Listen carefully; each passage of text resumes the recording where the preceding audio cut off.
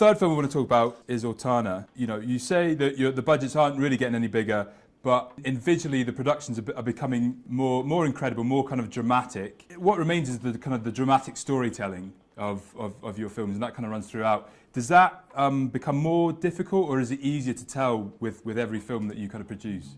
Well, I think the thing that underpins that essentially is not so much me as the story that you back. You know, if I just made a film about climbing at my local quarry, it might not have that same dramatic feel, and I'd be the same filmmaker. But I'm lucky enough to work with Leo Houlding, who's of course, you know, a cutting-edge adventure climber, you know, stroke madman. It's Leo's dreams and ambitions that, you know, the team's living in to some extent. And I just got to go along and capture it and stay alive, and then try and do what I can, you know, to emphasize all that drama and that excitement and that adventure in the edit.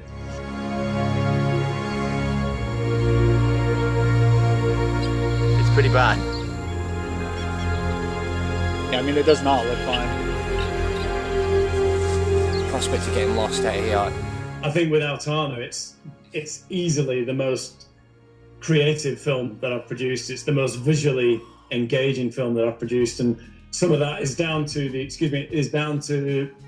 graphics, the effects guy I work with, a good friend of mine, James, who is an incredibly talented guy, who does these amazing 3D graphics that were really useful for the Yopo scene in the film, where the guys had to take this hallucinogenic drug. This mountain it's really deep in the Amazon, and it's a sacred mountain, so you need to get permission from the local tribe to climb it. And in order to do this, you've got to go and visit the local shaman, and he lives in this big, you know, traditional grass hut, everything you'd imagine traditional tribe to look like. And you go there, and we didn't have to, but Leo, Stanley, and Jason were really up for trying the Yopo, which is you have a Yopo ceremony where they essentially take this medicine that the shaman's prepared, and this is supposedly, so the local mythology goes, this will cleanse your body of any demons, and then you'll be enlightened once you get through the other side.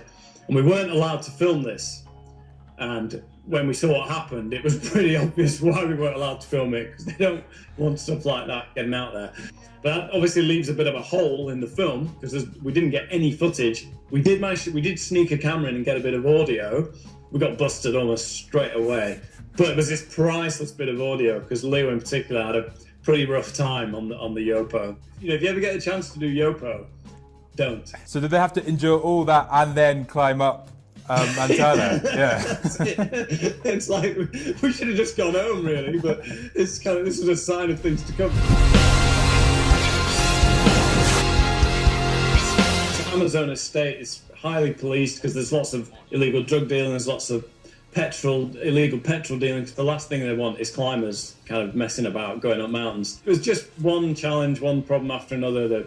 The bug situation was like nothing you could imagine. Personally, I thought that was the hardest thing about the trip. I mean, it was really hot and there's poisonous snakes everywhere, there's tarantulas, but in the end, the level of insanity that having thousands, hundreds of bugs flying around you drives you to, that's what really tested you. Actually, once we got to the mountain and we got to the cliff and we got on the wall, that restored a bit of normality, because we know what we're doing on a rock face. It's like, thank God. And it cooled down so we could sleep. We had a cave system, so you could walk around, take your harness off.